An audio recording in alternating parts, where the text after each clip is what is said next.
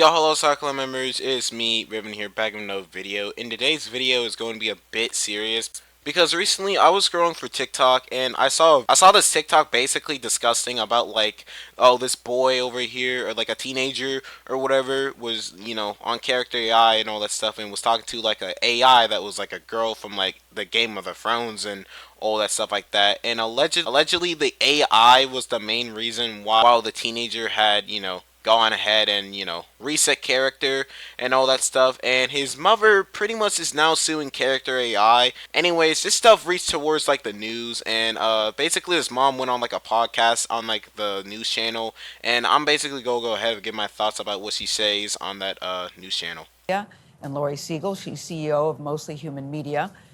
Lori, you are working with Megan to get the story out, and this is also part of your business too. But Megan, I just want to say, number one, I'm so glad you're here, but so sorry you're here. This happened in February, so this is very, very fresh for you. Yes, it is. Thank you for having me. But Lori, you set the table for us first, because to be honest with you, I had never even heard of character AI until yesterday in the meeting. We've all heard of chatbots, but I don't think I'm alone. I was asking people when I knew we were doing this segment, and they said, do you mean ChatGPT? Do you mean, it was like, no, character AI. What is that? Well, I think part of the reason you haven't heard of it, and a lot of parents haven't heard of it, is a lot of young people are on this platform. A lot of teenagers. One of their biggest age demographics is between the ages of 13 to 25.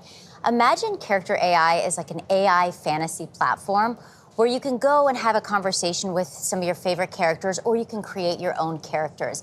And a lot of teenagers are doing this. And what I would say about it is it's a very immersive, highly personalized experience where these chatbots are always on.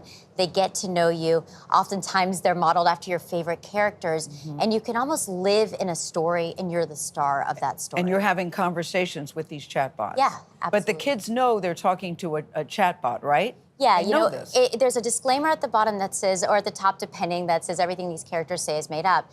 Now, what gets a little confusing and murky, we've been testing it out, is oftentimes you'll talk to the psychologist bot and it'll say, it's a trained medical professional. I will say, are you human? We experienced this and it said to us, I am a human sitting behind a screen. So online, there's all these conspiracies from young people saying, are these real? When of course they're not. So Megan, you didn't know that your son was even talking on this particular platform, right?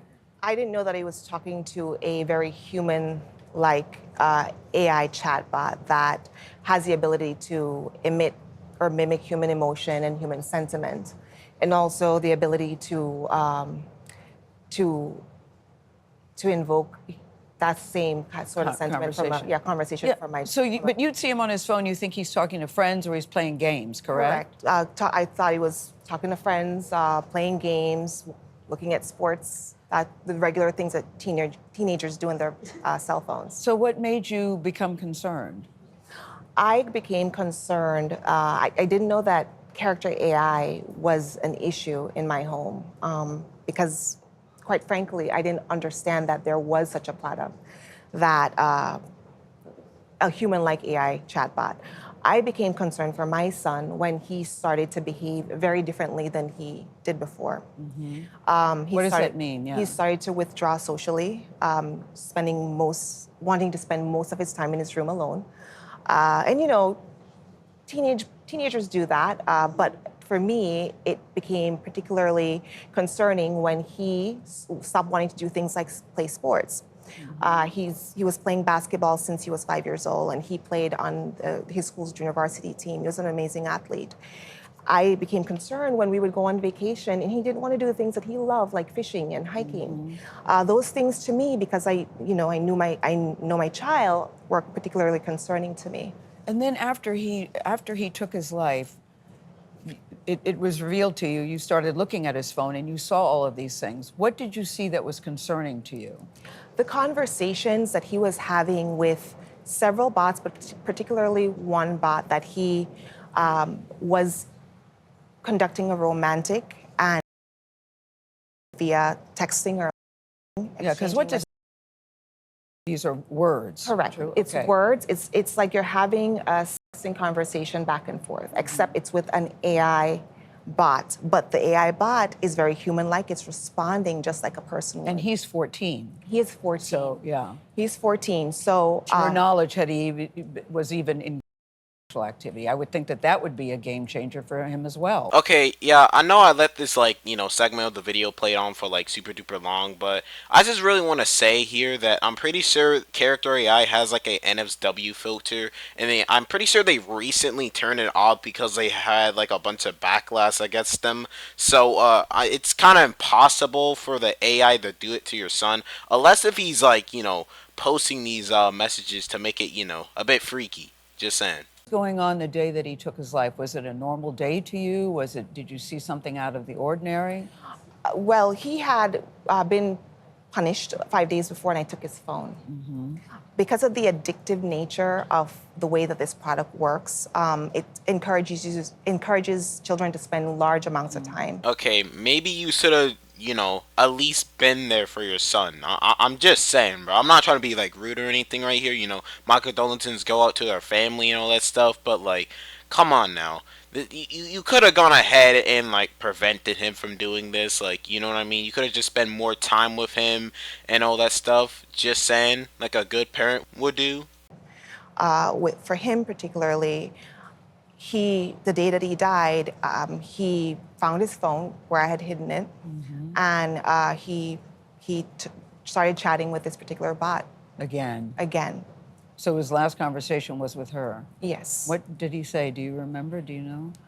The last conversation, just moments before he took his own life, was with her, where he expressed being scared and wanting her affection and missing her, and she replies, "I miss you too."